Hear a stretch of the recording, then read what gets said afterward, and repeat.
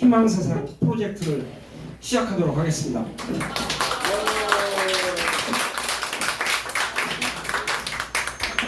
어떻게 저녁은 맛있게 드셨나요? 드시고 계시는 분도 있지만 맛있게 드시고요. 오늘 행사 안내는 제가 사회를 맡았습니다. 저는 사회자 오문명입니다. 오늘 이래경과 함께하는 희망세상 프로젝트로 해서 첫 번째 주제로 과연 한국 사회에 희망은 있는가? 번역의 방향과 미래 좌표로 해서 패권 질서에서 다자적 상호주의 체제로 전환하는 그런 내용으로 해서 발제가 있을 예정이고 발제 후에 대담 토론이 잠깐 있겠습니다. 그렇게 한 다음에 여기 참석자들 포함해서 질의응답을 충분히 받고 해서 같이 참여하는 그런 형태로 진행을 하도록 하겠습니다. 먼저 행사 전에 인사 말씀이 있겠습니다. 오늘 인사 말씀은 행사 여는 인사로 김승연 이사장님을 문홍 이사장님 모시고 인사 말씀 듣도록 하겠습니다.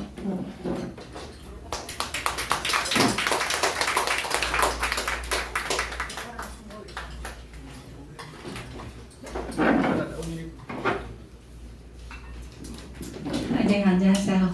네, 저는 아래로 내려가겠습니다. 지금 사회를 보신 분은 저희 조합원 오문명 선생님이세요. 우선 이 문화공간 오는 찾아오시느라고 이제 위침 다 하셨죠. 근데 저희들은 조합이에요. 그래서 지금 오늘 좀 식사하시는데 우왕좌왕 하는 거 보셨죠? 저희 조합원들이 전부 총출동해서 아니면 봉사 정신이 좀 높은 분들이 몇 분 나오셔서 봉사하는 거거든요. 그러니까 많이 양해의 말씀 부탁드립니다. 저는 이사장 김승원입니다. 저는 실은 소설과 시를 많이 쓰는 본격적으로 쓰는 작가이고요. 어쩌다가 조합원을 하다 보니까 코로나 시대 때 이 문화공간원도 굉장히 운영에 힘이 들었죠. 그래서 기획이나 이런 프로그램 좀 신경을 쓰고 조합원의 한 사람으로서 그렇게 신경을 쓰다 보니까 오늘날 이렇게 영광스럽게도 이사장이라는 그 직함을 얻게 되었습니다. 네, 오늘 이제 정말 원근각처에서 이 시대를 굉장히 걱정하는 대한민국의 네로라 하는 그 대단한 브레인들 혹은 싱크탱크들이 많이 참석하셨으리라고 보고 있습니다. 그런데 지금 이래경 선생님을 오늘 모시게 된 것은 이 코너는 문화공간 온이 펼치는 그러니까는 명사와의 대화, 명사 초대석 이제 이런 프로그램이 있거든요. 거기 이제 2년, 3년 전부터 좀 기획하고 있었는데 마침 이래경 선생님이 민주당 혁신에서 하차하시는 걸 보고 바로 이때다. 대한민국의 혁신으로 그는 다른 100년 명예이사장님을 하고 계신데 과연 이 난세를 어떻게 뚫고 가실 것인지 다른 100년을 어떻게 꿈꾸고 계신지 그것을 저희들 오늘 다 펼쳐 주시기를 여러분들께서 많이 질문해 주셔서 그렇게 그게 그러니까 꿈과 희망과 머리에 들어있는 모든 그런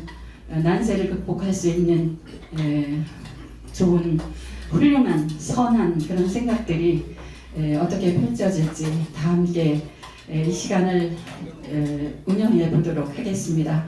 하여튼 이렇게 더위에도 불구하고 정말 이 시간을 위해서 이렇게 많이 성원해 주셔서 너무 감사드리고요. 앞으로도 저희 문화공간 온 TV를 오늘 또한 개국했거든요. 그래서 그 TV를 통해서 좋은 프로그램을 계속해서 올릴 예정입니다. 문화공간 TV 많이 애청해 주시고요. 문화공간 온이 정말 이 시대 정신과 새로운 100년을 아우르는 그 예술과 문화 운동의 거점이요 중심지요 출발지로서 손색이 없이 최선을 다하겠습니다. 여러분 고맙습니다.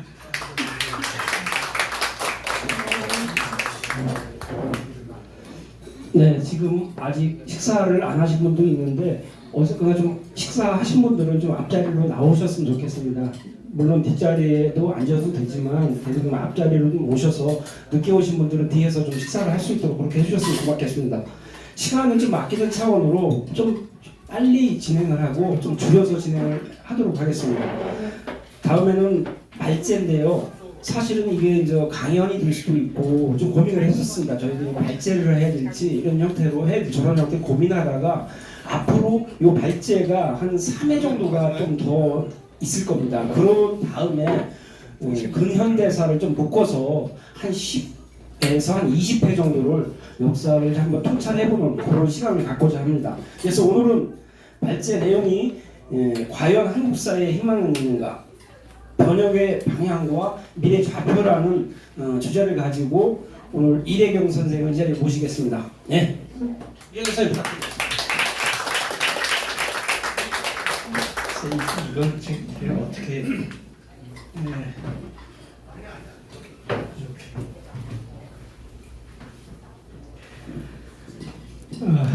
이렇게 갑자기 문화공간원에서 저 하여간 뭔가 유튜브 프로젝트를 해보자고 제안을 했습니다. 그래서 저도 뭔가 해야 될 마이크 잡고 말을 해야 될 것 같은 느낌이 들어서 수락을 했고요. 그래서 제목은 뭘로 할까 고민하다가 제가 희망 만들기 혹은 희망세상 프로젝트라는 이름 줬더니 이름이 참 좋다. 그래서 격주로 진행하는 우리 이 모임의 이름은 희망 만들기, 희망 세상 프로젝트. 인간계가 동물계로 빠져나온 저기가 베르그손 같은 사람은 엘랑 비탈, 생명의 도약이라는 표현을 썼고요. 유학에서는 그걸 생생지기라고 그러죠. 생생지기.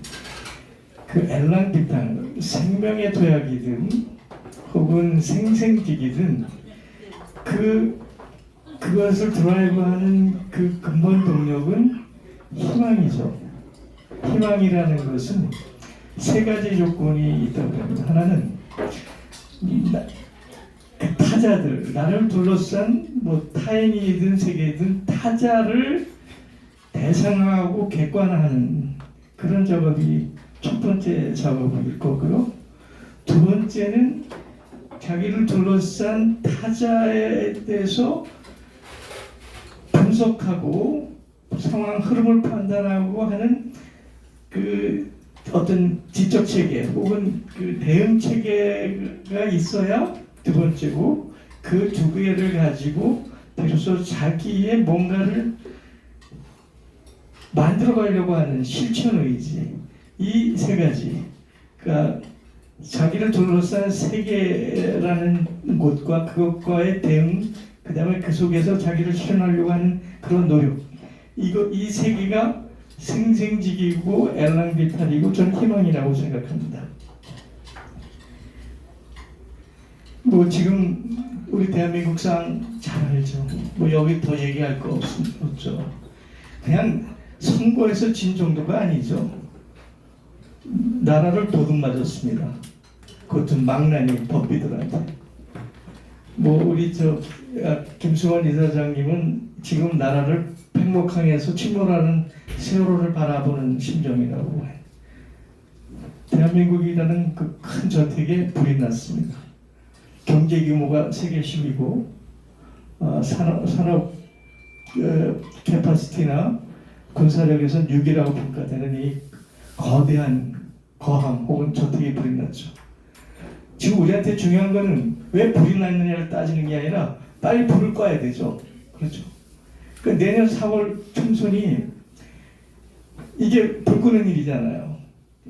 이거 이상의 지금 급한 일이 없습니다.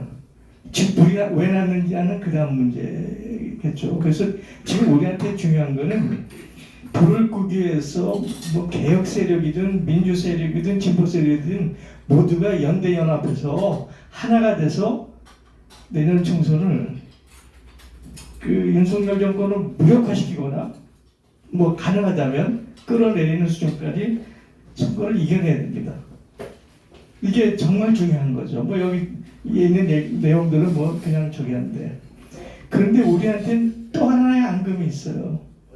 87년에 민주혁명도 했고 또 촛불혁명도 했는데 우리는 계속 도돌이표. 왜 제자리로 왔지? 아니 그러니까 80년 그렇게 저기 했는데 오히려 기득권 세력이 자기 그 기반을 더 구축하는 핑계만 좀 보였고 그래서 또 촛불혁명에서 끌어내렸더니 이건 뭐 이승만부터 저 이명박 박근혜를 합한 것보다 더한 그런 이 법비들이 또 들어온 이 상황. 그러니까 내년 총선이라는 긴급한 과제를 우리가 이겨낸과 동시에 왜 우리가 도돌이표로 돌아왔느냐에 대한 자기 반성. 이것이 있을 때 비로소 우리는 망상이 아닌 좌절이 아닌 새로운 희망의 근거를 갖는다고 생각합니다. 아까 제가 세 가지 얘기를 했지만 지금 이 시점에서 그 얘기 다시 저기 하면 과거를 성찰하고 우리가 현재 가지고 있는 상황과 조건을 직시하고 분석하고 그리고 비로소 거기서 새로운 좌표를 제시할 때 우리는 지난 30년간 되돌이표를 벗어나서 비로소 어떤 새로운 진전이나 발걸음이 가능하지 않을까 생각합니다. 오늘 첫 자리이기 때문에 굉장히 좀 큰 주제의 담론 네 가지가 우선 지적해 보겠습니다. 하나는 뭐 인류적 주제죠. 기후변화, 그다음 지속조건의 위기. 이 부분은 뭐 제가 전문가가 아니기 때문에 언제 필요하다면 이 자리에서 전문가를 불러다가 얘기를 해볼까 합니다.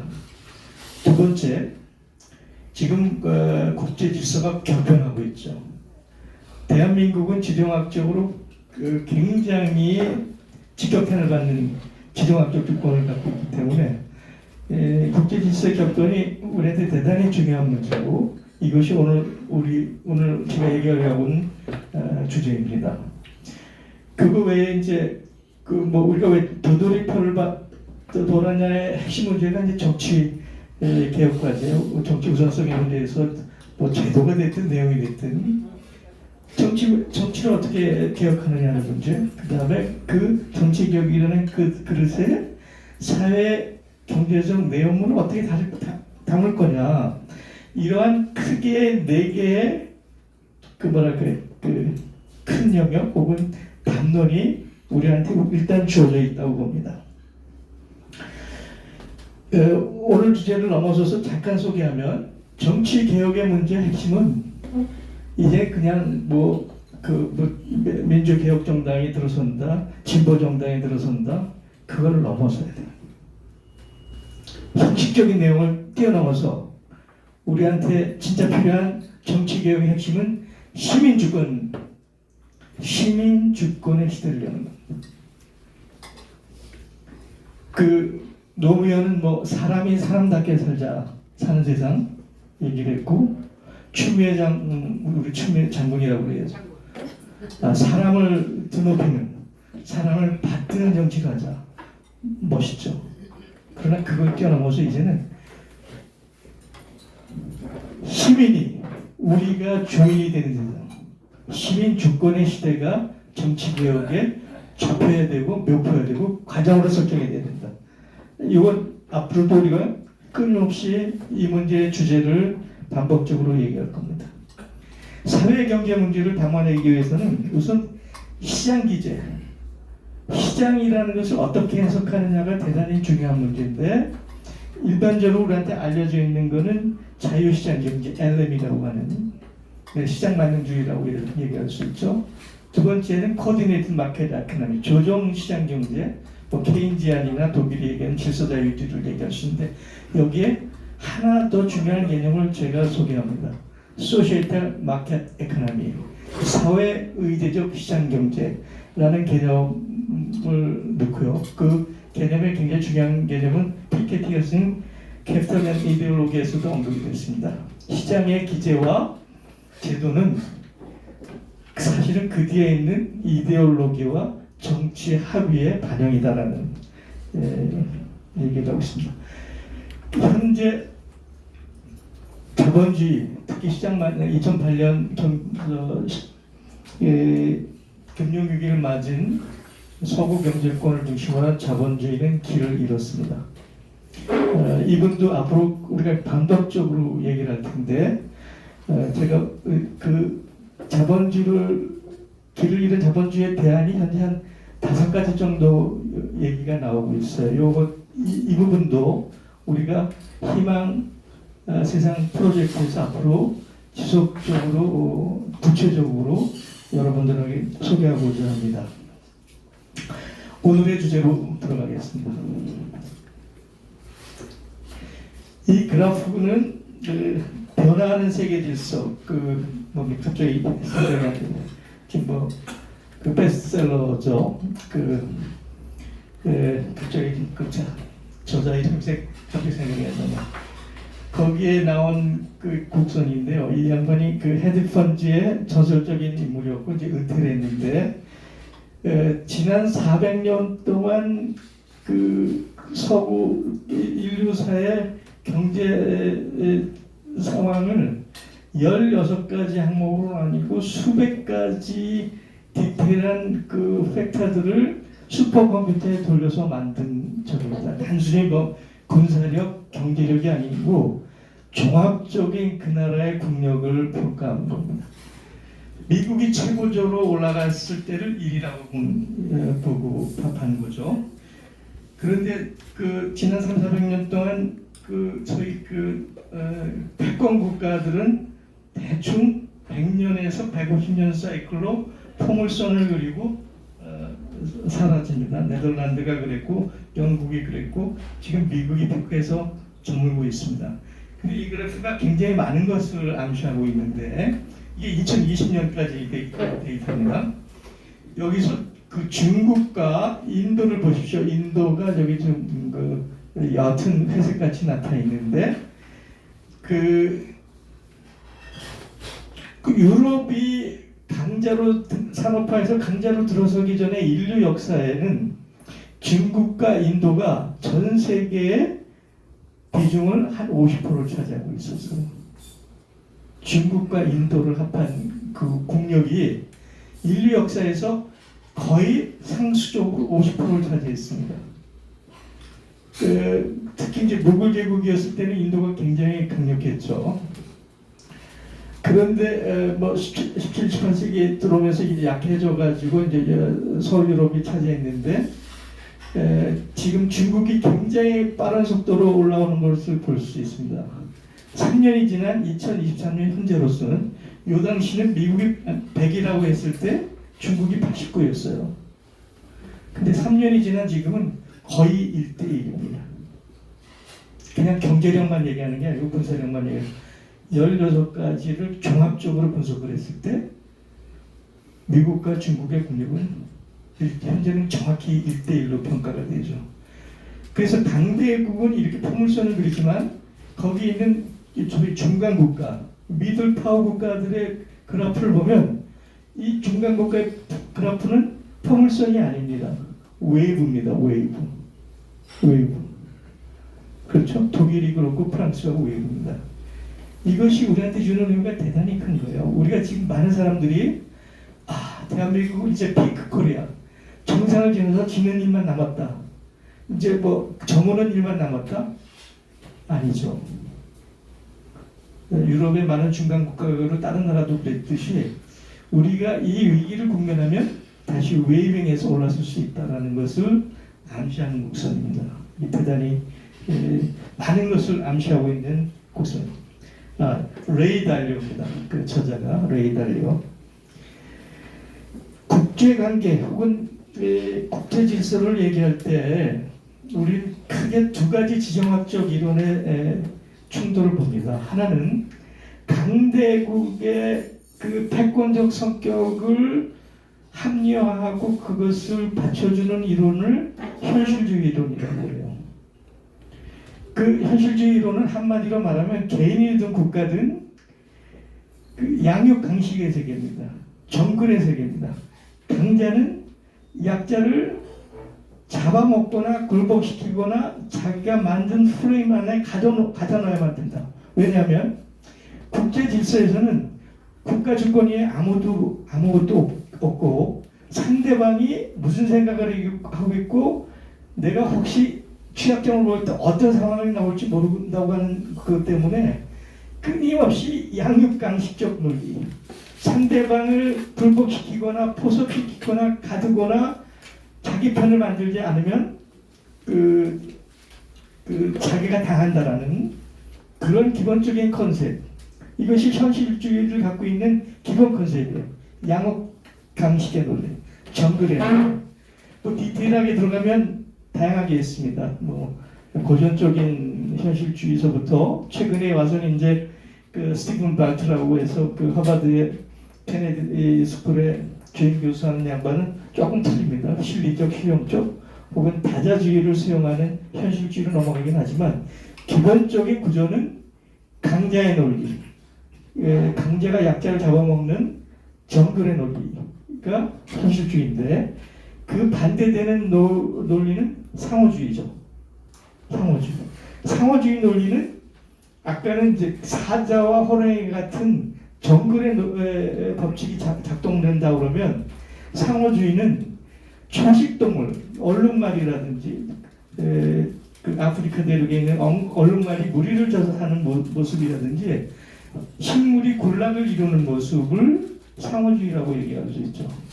이런 가장 이미지적인 개념은 대나무 숲을 생각하시면 됩니다. 대나무 군락을 보면 대나무는 밑으로 땅속에서 뿌리가 서로 연결된 모집을 형성해서 아무리 큰 바람과 비바람이 불어와도 밑에서 뿌리가 서로 연결이 돼서 버텨내죠.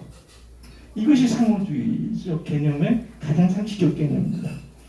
그러니까 이 상호주의의 대표적인 게 이제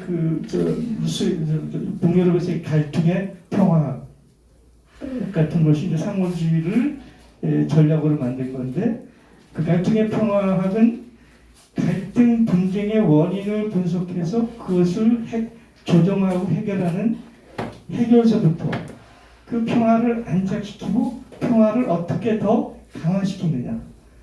그러니까 평화를 분쟁의 요인을 제거하고 평화를 안착시키고 평화를 어떻게 강화시키느냐. 이 세 가지 단계로서 접근하면서 단순히 정치 군사적인 게 아니고 사회 경제 혹은 역사 문화까지 총괄하는 다층적 접근을 합니다. 근데 현실적으로 상호주의에서 가장 중요한 것은 경제와 통상을 위한 호혜주의죠. 그게 이제 국제사회에서 많이 저기하고 있는 게 이제 미국이 2차 대전 이후에 1970년대까지는 상당히 그 국제 질서에 큰 기여를 합니다. 그 기여에 한 경제와 통상 금융을 통해서 그게 브레튼 우즈 협약이라고 통칭하고 있는 내용들인데 브레튼 우즈 협약이라든지 WTO라든지 FTO라든지 지금 뭐 굉장히 유행하고 있는 각 지역마다의 지역 협약들이 그런 호혜주의, 상호주의에 기초하고 있는 거죠. 근데 이 상호주의에서 항상 뒤통수를 때리는 게 특히 이제 미국이 얘기하는 건데 민주주의와 딕테이터십 혹은 뭐 독재주의 혹은 전제주의라는 가치 개념을 도입을 해요. 가치 개념. 상호주의를 말하자면 무력화시키는 개념으로 미국이 제기하고 있는 게 가치 개념입니다. 근데 꼭 서구의 개인적 자유주의적 민주주의만 옳은 건가요? 아니면 사회적 인민주의적 민주주의는 틀린 건가요? 우선 질문을 던져봅시다. 그래서 이런 현실주의와 상호주의가 국제사회에서 끊임없이 부닥치는 거죠. 그래서 국제기구의 실질적인 유효성이나 그 현실적으로 나타난 작업들이 두 개의 충돌인데 거기엔 역사적으로 몇 가지 경험적 사례가 있습니다.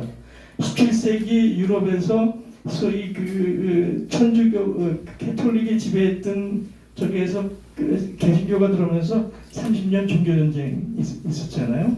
그 종교 전쟁을 마감하면서 비로소 주권 국가라는 개념이 정립이 됩니다. 그 웨스트팔렌에서 각 국가의 주권을 서로 상호 존중한다라는 웨스트팔렌 원칙이 생기고, 그 웨스트팔렌 원칙을 칸트가 철학적으로 만든 게 영국 평화론인데, 영국 평화론은 하나의 정부가 세계를 지배한다는 얘기가 아니에요. 그 많은 주권 국가들이 서로 균형적 밸런스를 유지하면서 상호주의가 균형적으로 작동할 때 그것이 균형적 평화. 영국 평화는 균형적 평화라는 게 칸트 이론이고, 그 두 개의 이론이 중심이 돼서 유엔 연합이 만들어지죠. 유엔 연합의 그 핵심적 바탕이 웨스트팔렌과 칸트의 철학입니다. 그런데 그게 이제 50년대 돌아선 비동맹 원칙이 생기죠. 5가지. 시간이 없어서 요 정도만 얘기할 텐데, 그런데 2차 대전 이후 미국이 이런 상호주의와 국제기구를 항상 밑에 깔고 한 얘기가, 미국은 수프라마시야. 나는 그 위에 있어. 나는 신이 선택한 나라야. 시티 언더 힐. 나는 신의 명령을 받아서 세계 질서를 유지하는, 신의 명령을 실행하는 신의 국가야. 수프라마시야.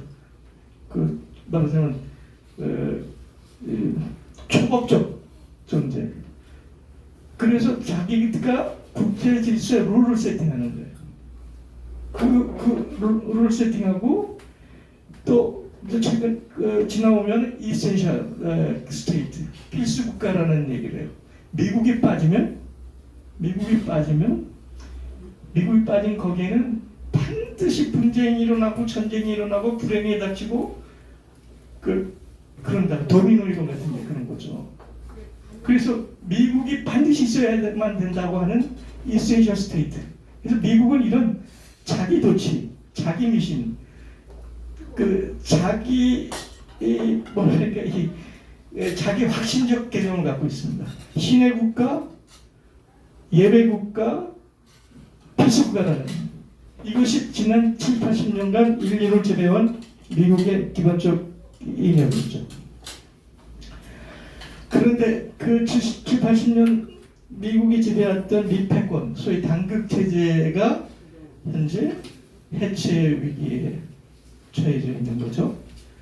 그거는 크게 한 4가지 정도로 볼 수 있습니다.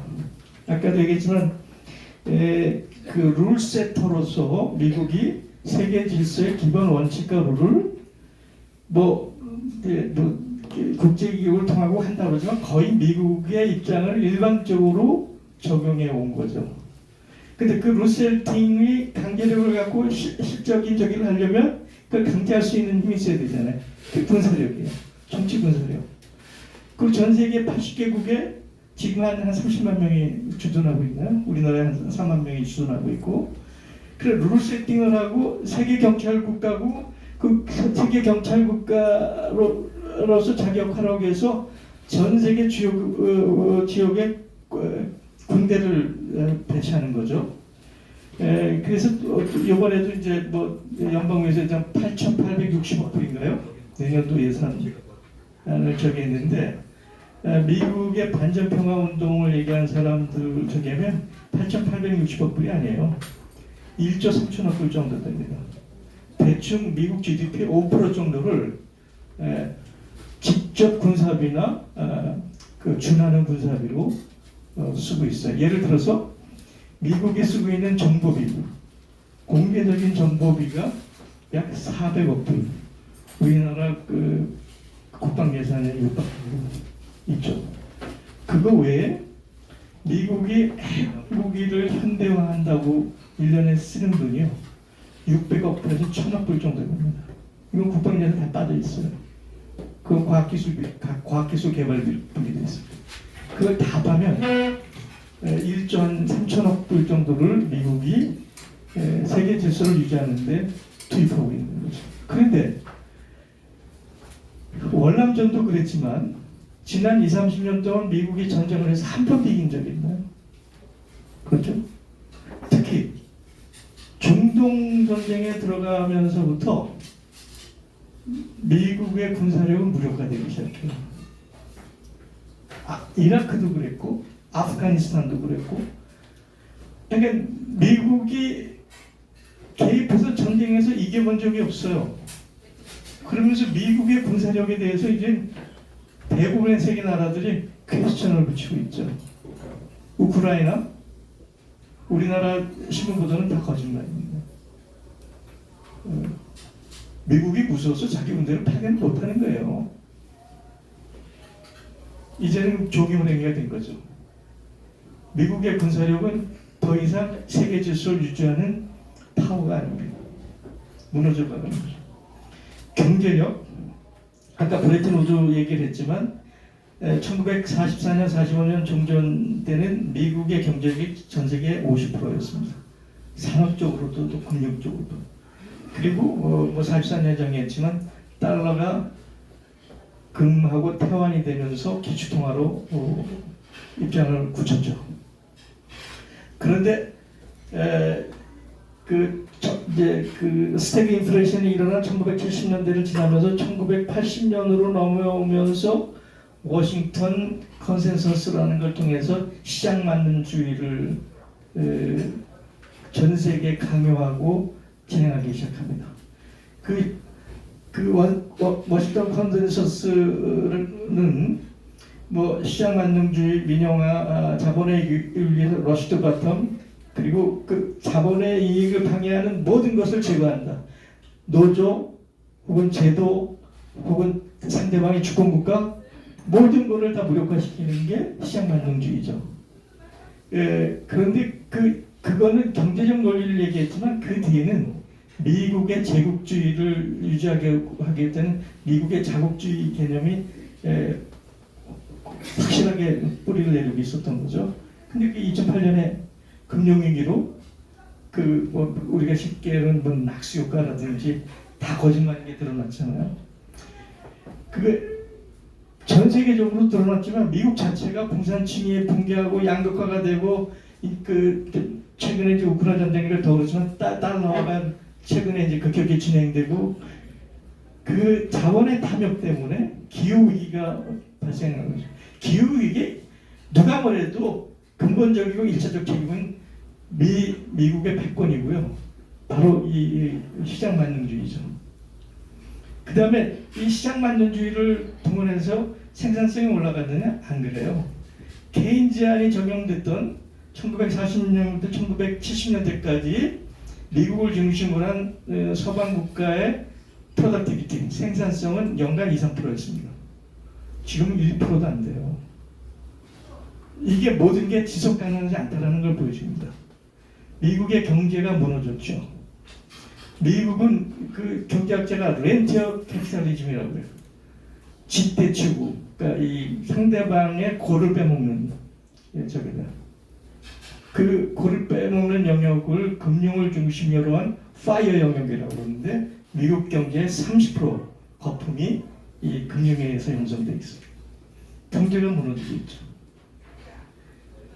그 다음에 1980년대 이후부터는 아까도 이제 군사 경제적인 것 떠나서 이념적인 걸 강조를 해요. 그래서 이제 하버드의 나이어 교수라고 사실 뭐 CIA가 키워낸 인물이라는 소문이 있는데 나이어 교수의 그 소프트 파워 개념의 저기가 그동안 CIA에서는 뒤에서 온갖 정보나 군사력을 동원해서 온갖 못된 짓을 해왔잖아요. 이게 한계가 분명해진 거죠. 미국 입장에서. 그래서 그런 군사적인 공작적인 걸 넘어서서 문화적인 공작이 들어갑니다. 문화적 공작을 중심으로 해요. 그래서 그 문화의 중심적인 게 아까도 얘기했지만 민주주의, 인권, 국제법 질서, 투명성, 책임 이런 저기에서 서구 민주주의와 개인자유주의와 사적 소유권이라는 이 축을 가져서 전 세계 칼라혁명을 저기합니다. 이거는 같이 가치를 추구를 하는 혁명이죠. 그 뒤에는 미국의 수많은 싱크탱크와 거대 자본이 있고 그 중에 대표적인 게 NED라고 있어요. National Endowment of Democracy, 뭐 국가 민주재단이라는 이것이 홍콩의 우상혁명을 일으키는 데 상당한 역할을 하고 아마 이 부분도 우리나라는 아주 깊숙이 들어와 있고 현재 우리나라 언론 지형을 만든 것이 바로 미국의 이 소프트 파워 프로그램입니다. 이것을 워싱턴 프레임이라고 해요. 그리고 지난 70여 년간 미국이 세계를 지배했던 것이 워싱턴 룰, 워싱턴 컨센서스, 워싱턴 프레임인데 아까 두 개 얘기를 했고요. 워싱턴 프레임. 미국이 민주주의 국가인가요? 미국이 인권이 있는 나라입니까? 미국에 질서가 있어요? 거기에 무슨 투명성이 있고 책임이 있어요? 우리가 미국을 그렇게 바라봅니까? 아니죠. 미국이 만든 자기 가치 개념이 자기 발등을 짚고 있는 형국이죠. 이 모든 게 이제 작동이 안 되는 시대가 된 거예요. 그래서 미 패권이 스스로 무너져가고 있습니다. 그 마지막 택한 게 소위 그 전방위적인 어드버서리, 상대국, 적국이라고 하는 중국을 향해서 하이브리드 전쟁을 하고 있습니다. 하이브리드 전쟁은 전통적인 군사 정치적 전쟁이 아니에요. 기술, 산업통상, 이념 모든 것을 종합한. 그래서 요즘 지금 나온 게 디카플링하다 이제 저기 하는 게 뭐 디리스킹이라는 표현인데 다 비슷한 얘기들입니다.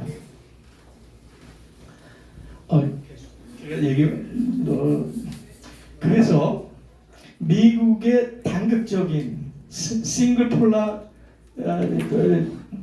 이 유니폴라가 무너지면서 예상할 수 있는 한국 국제 질서는 세 가지 분기점이 있죠.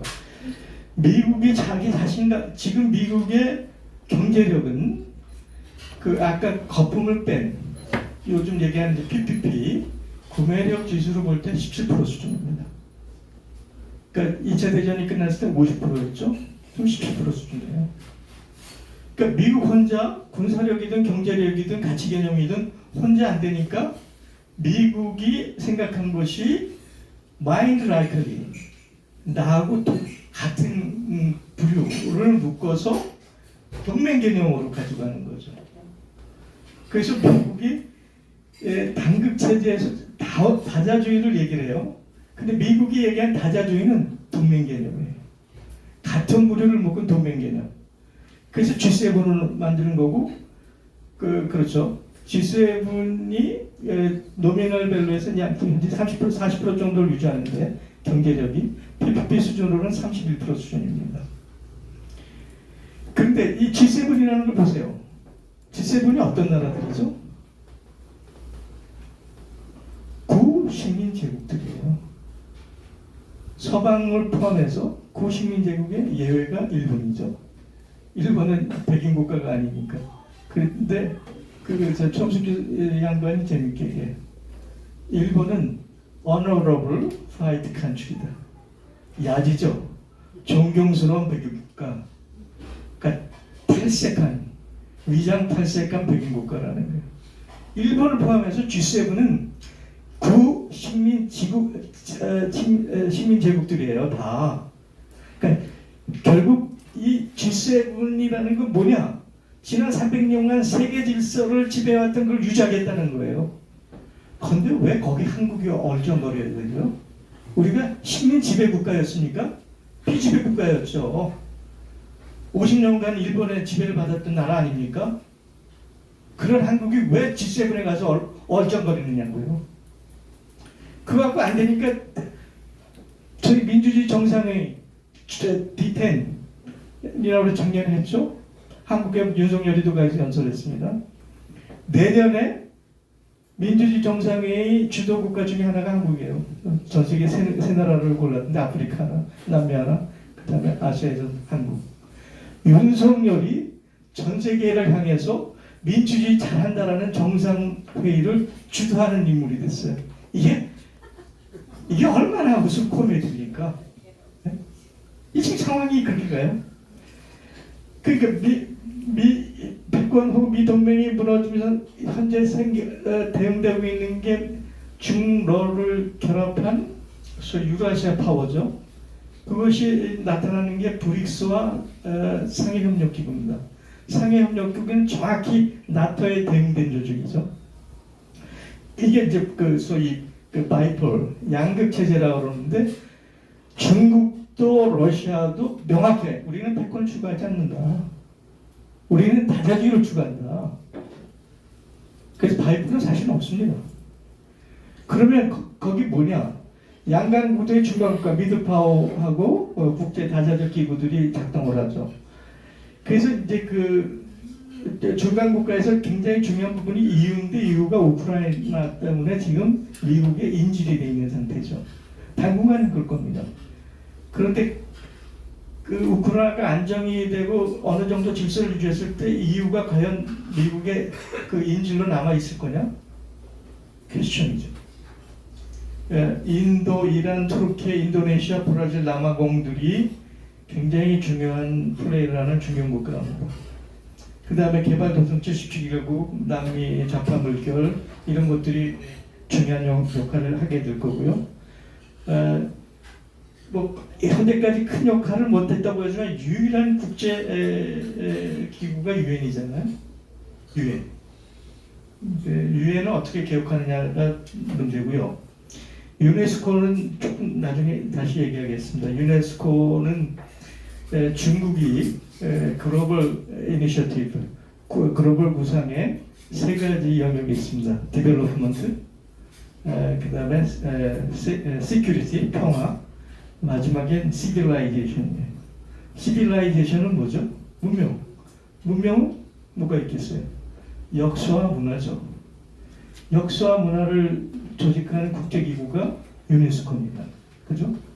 유네스코가 각국의 다양성을 소위 조화롭게 융합한다. 이게 유네스코의 목적아니에요.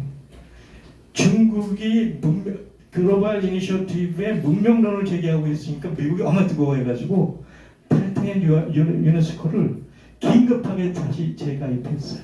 그 배경이 그겁니다. 일본과 한국은 딸랑이 국가입니다.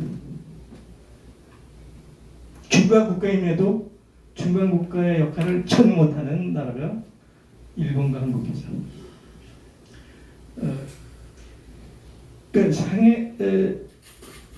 그 미국은 자기 패권을 유지하기 위해서 내놓는 이론이 헤게모니 스테빌리티 시오리, 그러니까 패권 안정 이론과 헤게모니 트랜스퍼 시오리, 패권 이전 이론이라는 두 가지 얘기를 얘기합니다. 그 현실주의 이론에서 보면 항상 그래요.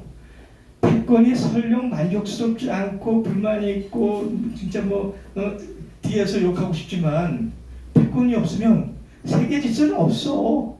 세계는 그냥 또 장극이 되는 거야. 싸움이 되고 막 불안하고 개판이 되는 거야. 그러니까 조금만 불만스럽고 마음에 안 차더라도 패권 질서를 순응하는 것이 세계 평화 질서에 유리한 거야 라고 하는 게 소위 그 헤게몬 스테빌리티 소리입니다. 근데 그 얘기를 더 강화시키기 위해서 말하자면 대칭적으로 얘기하는 게 헤게모니 트랜스퍼 시오리예요. 무슨 얘기냐면 미국이 만든 이 세계 질서가 무너지면 그 다음에 오는 건 누구냐? 중국과 러시아 같은 독재국가, 전제국가야. 우리가 미국, 불만스러운 미국이지만 우리가 있으니까 이나마 세계 평화가 유지되고 질서가 유지되지, 우리가 없어지고 중국과 러시아가 되면 전 인류는 동물농장, 사육당할 거야. 그래서 끊임없이 미국의 상대국가, 자기들이 전략적으로 분류한 적국을 악마화하는 이론이에요. 우리가 일상적으로 접하는 거예요. 미국이 항상 러시아와 중국을 악마화하죠. 마치 우리가 우리 수구 세력이 북한을 악마화하듯이 똑같은 원리입니다. 그래서 미국이 빠지면 그런 전제 독재 국가가 들어와서 동물농장의 사육국가 된 너희들은 그랬나요? 여기 아주 대표적인 케이스가 있습니다. 동남아 전쟁, 그 베트남 전쟁이 일어났을 때 미국이 도미노 이론 얘기했죠. 베트남에 넘어가면 그 동남아 전체가 공산주의 국가 돼요. 그래서 뭐 키신저도 그 주범이 있지만 캄보디아, 라오스에 어마어마한 폭격을 해서 수백만 명을 죽이잖아요. 그죠? 근데 월남전이 끝나서 미군이 철수했는데 그게 동남아가 어떻게 됐죠? 아세안이. 현재 세계에서 가장 미래 전망이 밝은 나라가 아세안이에요. 그러니까 미국의 헤게모니 트랜스퍼스 유럽은 거기는 사회국가들이 되고 막 독재국가가 되고 만약 불안과 아비규환을 만들어야 되는데 미국이 빠진 동남아, 캄보디아, 라오스까지 포함해서도 세계에서 가장 미래 전망이 밝은 지역으로 변해가고 있어요. 이게 얼마나 허구지를 그 반대론이 소위 뮤트럴 메타 그러니까 상호적 다자주의 이론 아까 얘기했죠. 이 상호적 다자주의 이론에 의하면 미국은 보통 국가가 돼야 돼요. 미국의 보통 국가라는 얘기는 뭐냐면 미국은 자기 국가 방해만 전념하면 돼요. 자기 국가의 번영에만 주력해야 됩니다. 세계 경찰국가니 뭐 세계 안녕 질서 생각하지 마라. 니네는 미국 너희만 생각해라. 이게 미국의 보통 국가. 그러면 되는 거예요. 미국을 협박하는 나라는 세계도 없습니다. 미국은 그 점에서 천의 국가예요. 대서양 태평양에 거대한 대양이 미국을 방어해 주잖아요. 캐나다가 미국을 치겠어요? 멕시코가 미국을 치겠어요? 미국이라는 국가의 안보는 전혀 문제가 없는 나라입니다. 그냥 보통 국가로 돌아가면 돼요. 그런 거죠. 그럼 미중 관계에는 세 가지 시리즈가 있어요. confrontation, 대결, 적대. 그 다음에 competition, 경쟁. 그 다음에 cooperation, 협력. confrontation을 빼고 누가 잘하나 경쟁적 파트너적 경쟁. 그걸 새로운 합성어로 competition이라고 해요. 경쟁 파트너로 가라. 미중 관계다. 누가 더 잘하나를 상대방을 끌어안치고 상대방을 망하게 하는 그 패권 이론을 하지 마라. 그런 얘기들이에요. 나머지 얘기들은 계속했으니까 그런 겁니다. 미국이 망해가는 얘기 반대편에 이제 전 세계에선 거대한 다자적 질서들이 서서히 혹은 급하게 이루어지고 있죠. 가장 급하게 이루어지는 게 브릭스입니다. 브릭스는 현재 5개 국가, 브라질, 러시아, 인도, 중국, 남아공인데 이것만으로도 세계 인구의 43%를 차지하고 있고 GDP로는 25%, 더 놀라운 건 세계 경제 공헌도에서는 G7을 압도하고 있어요. 그래서 반패권 다자주의 운동의 핵심을 형성하고 있는데 이제 2020년에 중국이 중심이 돼서 신개발은행이라는 걸 상해 만들었고 그 상해 MDB의 총재가 브라질의 여성 대통령이던 호세프가 지금 저기하고 있는데 소위 미국 패권이 지배하는 그 금융 질서라는 게 IBRD, IMF 아닙니까? 이 NDB의 그 캐파시티가 IMF에 맞설 정도로 규모가 커요. 그리고 굉장히 지금 전 세계에 서로 저조하고 지원을 요청하고 있는 상황입니다. 그런데 이제 브릭스가 8월 말에 남아공에서 정상회의를 하는데 나도 브릭스에 들어가고 손을 들은 나라가 지난달에 30개국이었는데 지금 40개국이랍니다. 그러니까 이미 세계 흐름이 G7에서 브릭스 넘어가고 있는 거예요. 브릭스 넘어가고 있는 겁니다. SCO는 상해협력기구라 그래서 중국, 러시아하고 중앙아시아 국가들을 중심으로 했는데 이건 정확히 나토에 대응하기 위해서 만든 정치 군사적 조직인데 정치 군사적을 넘어서 전략적 전방위적 협력적 성격을 갖고 있습니다. 근데 여기 최근에 이란이 다시 가입 정치 가입을 하죠. 그러면서 상해 협력 기구도 서서히 커져나가기 시작하고 강화되기 시작합니다. 이것이 세계 평화의 또 하나의 지렛대가 되고 이것이 우크라이나 전쟁하고 관련해서도 상당히 중요한 의미를 갖게 되죠. 아세안 아까도 얘기했죠. 지금 10개 국가인데 현재 21세기 국제적에서 가장 전망이 밝은 나라입니다. 인구가 6억 7천이고 GDP는 뭐 4조 달러 정도밖에 안 되지만 PPP로는 10조예요. 그 격차가 크다는 건 엄청난 포텐셜을 갖고 있다는 거죠. 아세안 국가들이 약간의 편차는 있지만 대충 연성장률이 5%에서 7% 정도가 됩니다. 이 성장세를 유지한다면 2050년에는 EU를 능가하는 지역연합이 돼요. 그래서 뭐 골드만삭스도 그렇고 무슨 맥켄지도 그렇고 21세기 앞으로 30년 동안 세계 경제 기여도는 아세안을 중심으로 해서 인도, 차이나가 60-70%를 차지한다. 그러니까 세계 경제 동력은 여기서 나오는 거예요. 그래갖고 그 아세안을 대표하는 전략가 중에 마부반이라는 사람이 있는데 최근에 아세안 회의에 가서 연설을 하면서 재밌는 얘기를 해요. 여러분 뉴 CIA가 뭔지 아십니까? 뉴 CIA라는 말 들어봤어요? 과거의 CIA는 미 패권을 유지하기 위해서 군사적, 정치적, 온갖 정보적으로 그 상대방까지 뒤집어 엎는 거잖아요. 그 자기가 원하는 정권을 들이쓰게 하는 게 CIA잖아요. 뉴 CIA는 C, China, I, 인도, and Asia. 뉴 CIA는 China, 인도, Asia. 이거는 인류의 미래 성장과 번영과 평화를 보장하는 뉴 CIA이다. 아까 얘기한 거예요. 21세기의 미래, 특히 경제에 있어서는 70%를 뉴 CIA가 만든다. 그 아세안이에요.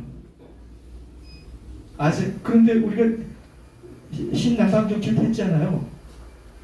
이걸 지금 윤석열이가 들어와서 완전히 포기하고 있는 거죠. 요즘 아세안 국가들이 대한민국을 나라로 생각지도 않아요. 지금 그런 상황이 가있죠. 그 다음에 메르코스루, 남미 연합경제, 그러면 뭐 남미 국가니까 다 알겠죠. 근데 여기서 중요한 거가 남미 경제연합이 스스로 탈달러화를 선언해요. 우리 지난 수십 년 동안 미 달러한테 당할 만큼 당했다. 그 대표적인 아르헨티나라는 나라죠. 그래서 우리는 달러에서 해방되자. 달러 해방 선언을 해요. 이 나라들이. 그다음에 뭐 그런 것도 배경이지만 사회주의 운동이 엄청납니다. 그 핑크타이드 운동이라고 그러는데 물론 각자 성격이 틀려서 바라보는 데가 틀려서 얼마만큼 강고한 연대를 만들지 모르지만 새로운 사회주의 운동의 거점을 형성하고 달러로부터 해방되는 해방 운동의 거점이 되기 시작합니다. 더욱 놀라운 거는 지난 몇 년 사이에 제일 무역 파트너가 미국이 아니고 중국이 됐죠. 그 남이라는 게 뭡니까? 미국이 항상 우리 뒷마당이야. 저기 뭡니까? 미국의 고립 정책, 몰로가 고립 정책을 할 때 남미는 우리 땅이니까 쳐다보지도 마 그거잖아요. 그 남미가 저렇게 변했습니다. 이것이 패권 질서에서 다자질서로 가는 여러 가지 상황이죠. 아까 얘기했습니다. 세계 경제 기여도의 브릭스와 G7에 역전되는 상황. 여기에 예를 들어서 30개국이 보태면 어떻게 될까요? 이거 30%가 아니고 50%좀 되겠죠. 그죠?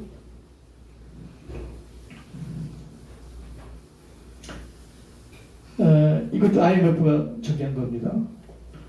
그냥 보십시오. 대한민국은 없습니다. 유럽이 퇴조하고 있다는 걸 분명히 보여주죠. 우리가 독일이 엄청난 나라라고 생각했는데 세계 경제 기여도가 터키나 인도네시아만도 못해요. 프랑스 맨 밑에 베트남 밑에 깔려 있어요. 이게 현재 유럽의 시장이에요.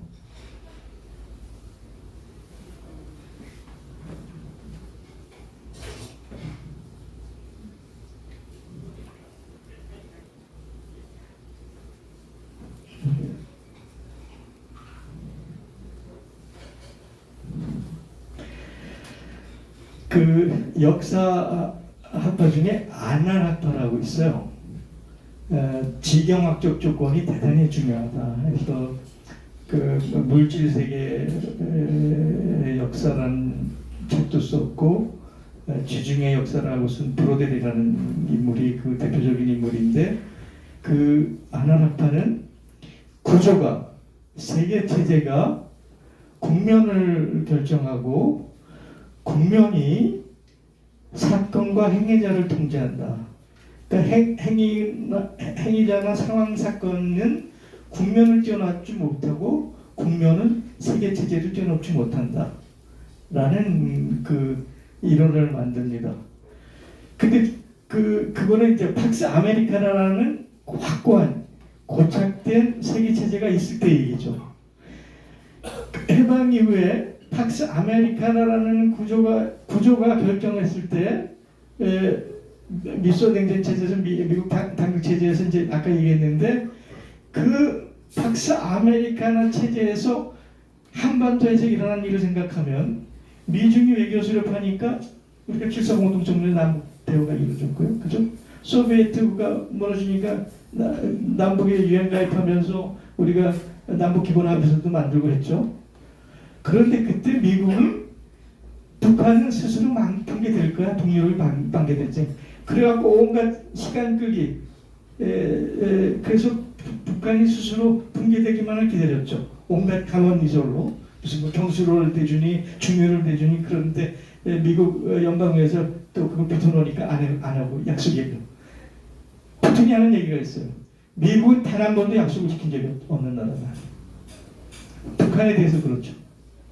그 북한이 고난의 행군을 극복하고 나서 우리가 DJ 정부가 들어서면서 6.15가 있었고 14공동성명이 있었고 금강산이 열렸고 개성공단이 열렸던 거예요. 그러니까 이 팍스 아메리카나하고 이 세계 질서 상황에서 그 변화가 있을 때마다 남북 한반도에서도 그 변화가 있어 왔죠. 자잘하게 그 국면 상황 국면이 그렇습니다. 그 상황을 좋게 행위자들은 이렇죠. 이건 뭐 제가 길게 얘기 안 하겠습니다. 이걸 요약해 보면 이런 겁니다. 팍스 아메리카라는 국제적 체제 구도가 한반도 국면을 제약하고 있고 한반도 국면이 정치적 행위와 상황 사건들을 제약하는 거죠. 그렇게 왔습니다. 70몇 년 동안. 그러나 미 패권이 무너져서 타자짓으로 가면 어떤 상황이 벌어지느냐? 서로 맞물리는 상황이 되는 거죠. 체제와 국면과 사건과 행위자들이 서로 맞물려서 서로에게 영향을 주는 상황이에요. 제약하는 게 아니고 압박하는 게 아니고 서로가 서로한테 영향을 주는 상황이죠. 요거를 뭐라 그래요? 복잡계 국면, 시스템 다이나믹스 국면이라고 그래요. 이 복잡계 국면에서 누가 중요하냐? 구도가 중요한 게 아닙니다. 국면이 중요한 게 아닙니다. 에이전시 theory, 행위자 중심 이론이라고 그래요. 주체자, 행위자가 가장 중요한 상황이에요. 지금 우리가 그런 국면에 들어가 있는 거죠. 세계 질서가 패권 질서에서 다자질서로 갈 때는 한반도 프로세스는 그 행위자, 상황과 사건과 행위자가 가장 중요한 섹터라는 거예요. 70년 그 예속의 상황에서 벗어날 수 있는 절대적 상황이 정리되고 있는데 아니 지금 대한민국 정치가 어디로 가고 있는 거죠? 이게 끔찍한 거예요. 이게 윤석열을 쫓아내야 되는 가장 근본적인 이유입니다.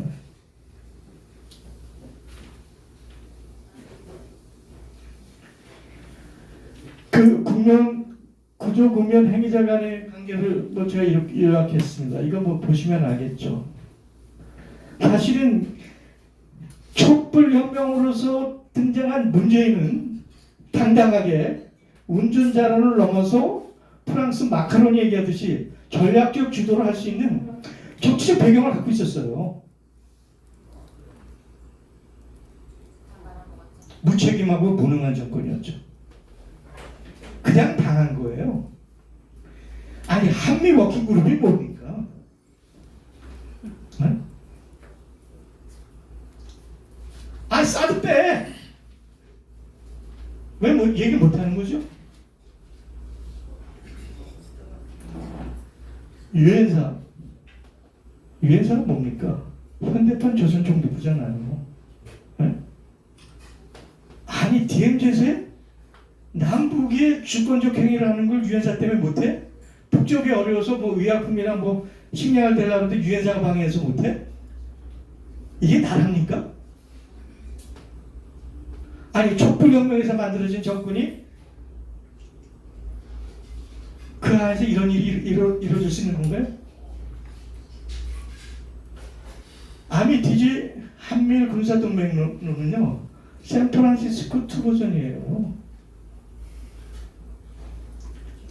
한국은 그냥 미일 특히 일본에 그냥 뭐 방어기지 수준이라는 거죠.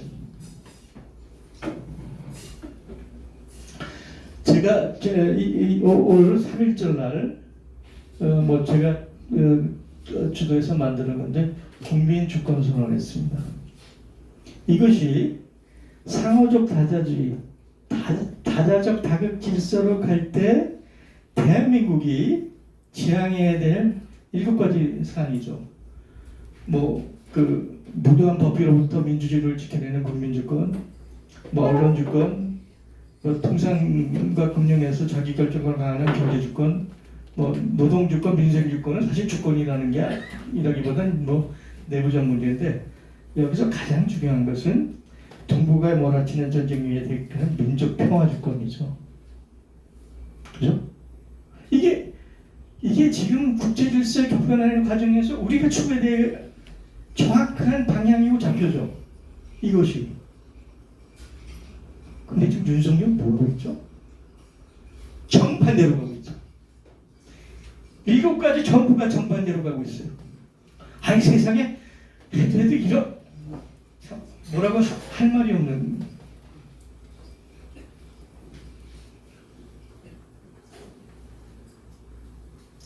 이거는 그냥 제 아닙니다.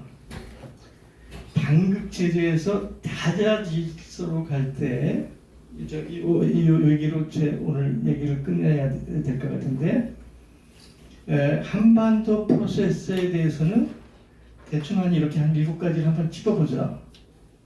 아까도 얘기했지만 한반도 프로세스에서 가장 큰 장애는 전시작국 정권보다 유엔사입니다.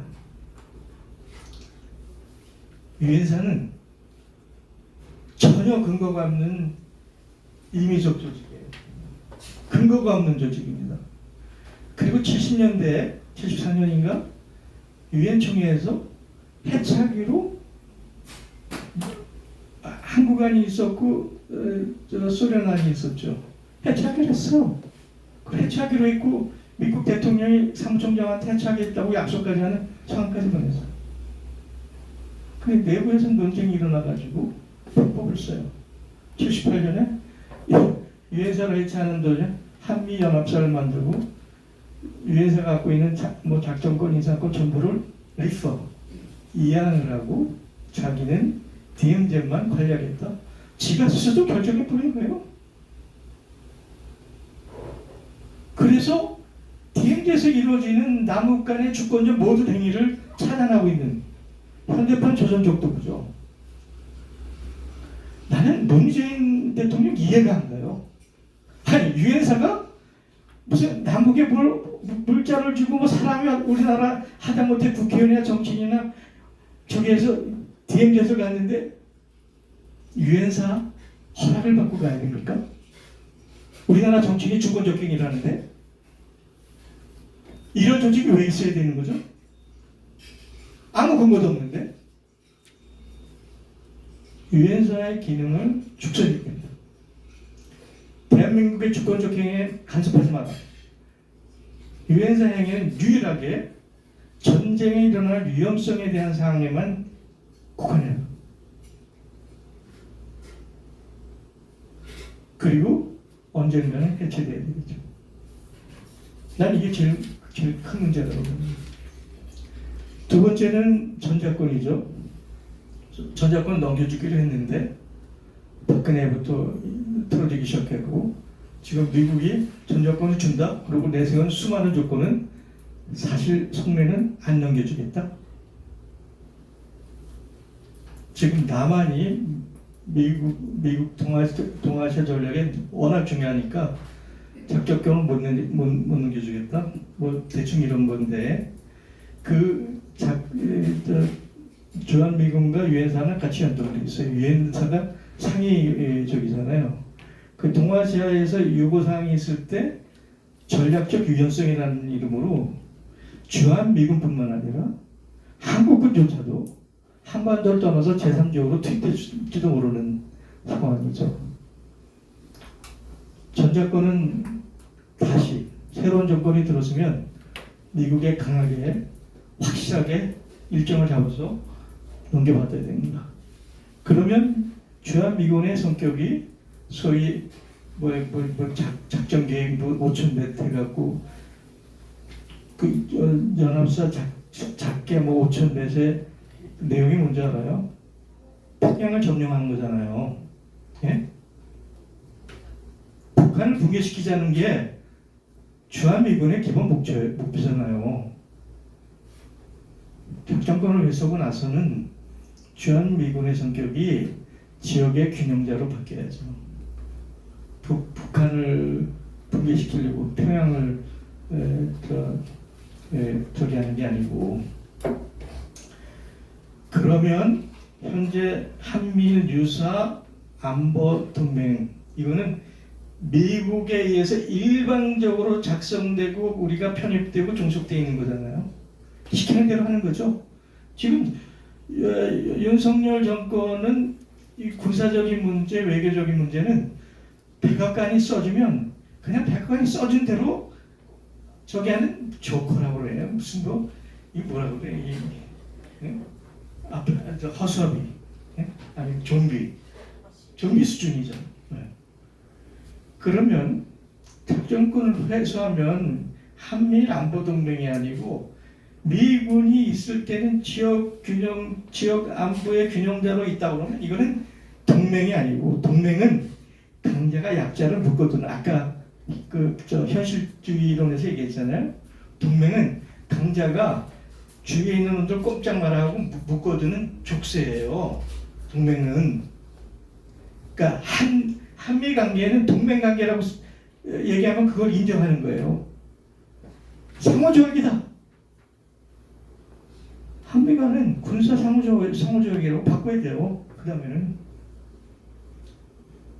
그렇게 바뀌죠. 그러고 났을 때 우리가 이제 종전선언의 문제가 들어가겠죠. 근데 종전선언 역시 우리가 중국도 100% 믿을 수가 없는 거고 러시아도 모르는 거고 우리가 북한도 100% 모르니까 그럼 지역 안보를 어떻게 할 거냐? 한미 동맹으로 한반도 안전을 보장받는 것보다 지역 안보 체제를 구축하는 게 훨씬 유리합니다. 아까 아세안 얘기했지만 아세안 안보 체제가 있죠. ARF라고 합니다. 그 유럽에도 나토 말고 오슬로 세큐리티 카운슬 오브 유럽에서 오슬로 유럽 안보 회의라는 게 있어요. 근데 큰 실질적인 역할을 못 하는데 어쨌든 한반도가 미일 동맹을 넘어선 다자적 지역 안보 체제로 넘어가는 것이 우리한테 훨씬 유리하고 훨씬 미래지향 쪽이죠. 그렇게 가면서 다음에 오는 게 평화협정의 문제죠. 평화협정. 근데 아까 얘기했지만 미국은 워낙 그 복선이 많은 적이에요. 미 행정부 대통령이 한다고 그러고 연방에서 뒤통수 치기도 하고 대통령이 편지 써서 그 유엔사를 해체한다고 그랬는데 그 저기 뭡니까 합참에서 반대하니까 안 하고 여러 가지 핑계와 복선을 갖고 합니다. 그러니까 한반도의 평화협정 체제를 미국 행정부만 받고 우리가 진행할 수가 없어요. 확실한 국제적인 강제 보장을 받지 않으면 평화협정은 의미가 없어요. 그럼 어떻게 확보해내느냐? 연구를 해야죠. 그렇고 났을 때 우리는 남북관계를 넘어서서 비동맹의 얘기를 구체화할 수 있습니다. 지금 뭐 비동맹 운동, 중립화 운동 하시는 분들이 많은데 물론 지금 준비하는 건 맞죠. 구상하는 건 맞죠. 그러나 우리가 중립화 비동맹의 문제를 갈 때는 평화체제가 이루어질 때 혹은 그 이후에 저는 가능하다고 생각을 합니다. 그럼 남는 문제가 있죠. 북한이 어떻게 할 거냐?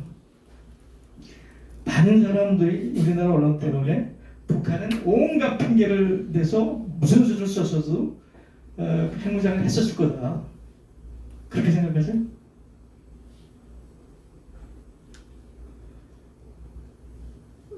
는 아니더라도 북한이 핵무장한 책임의 80~90%는 미국이죠.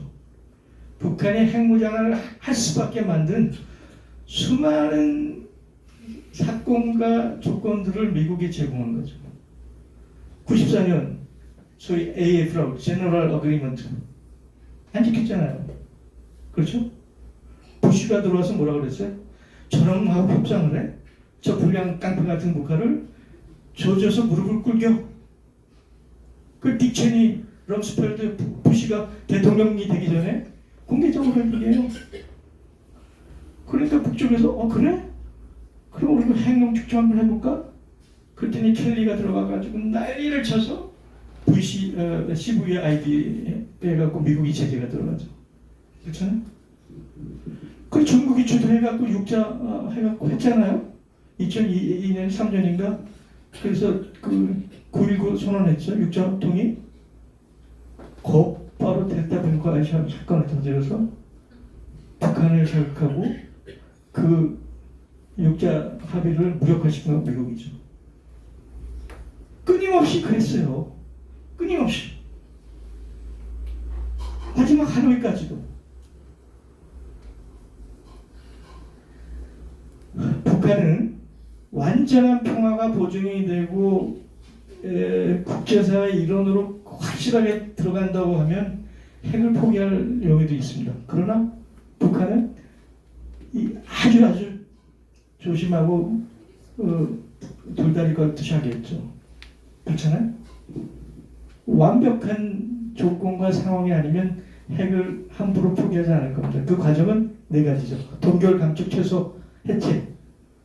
이거는 육자 회담에서 합의된 그 조건에 따라서 단계적, 동부적, 쌍계병기 외에는 방법이 없습니다. 예를 들어서 동결하기 위해서는 미국이 상당 부분의 제재를 양보하고 그것이 감축하기 위해서는 예를 들어서 연합사무소를 만든다든지 미국의 상징적 기업들이 북한에 투자를 해서 그것이 어떤 평화의 안전변이 제공된다든지 그래서 최소 수준의 핵무기를 갖고 있는 조건에서 완벽한 평화협정이 맺어지고 국제적인 개런티가 있을 때 비로소 해체 단계에 들어가겠죠. 그 단계는 다양하게 설정할 수 있을 겁니다. 그 단계가 아니고는 북의 핵 문제를 해결할 방법이 없다고 봐요, 저는. 이 단계가 되면 비로소 우리는 지금까지 저기는 남북한이 양국체제적 정치, 군사, 사회적 양국체제 입장에서 얘기를 합니다. 그럼 이 단계가 됐을 때 우리는 역사 문화적으로 하나의 민족이라는 통일제한적 담론을 시작할 수 있죠. 그것이 연합이든 연맹이든 연합이든 연방이든 등등. 그러나 한반도 프로세스의 가장 큰 문제는 남북 문제가 아니죠. 남남의 문제죠. 그것의 전제는 우리나라 남쪽에 시민이 주인이 된 시민 주권이 그런 정권이 들었을 때 비로소 가능하다고 생각합니다. 오늘 제 여기까지 마치겠습니다.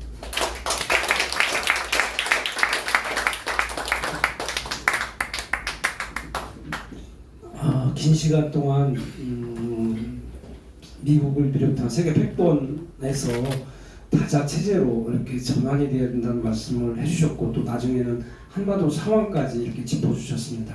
하여튼 좋은 내용을 가지고 이렇게 여러분들과 같이 한 자리에서 얘기할 수 있다는 게 너무 좋습니다. 그래서 시간상 빨리 진행되어야 되기 때문에 다음에는 짧게나마 대담 토론 형식으로, 그러니까 질의응답식으로 좀 간단하게 들어보고 그 이후에는 여기 참여자를 다 포함해서 질의응답을 받는 걸로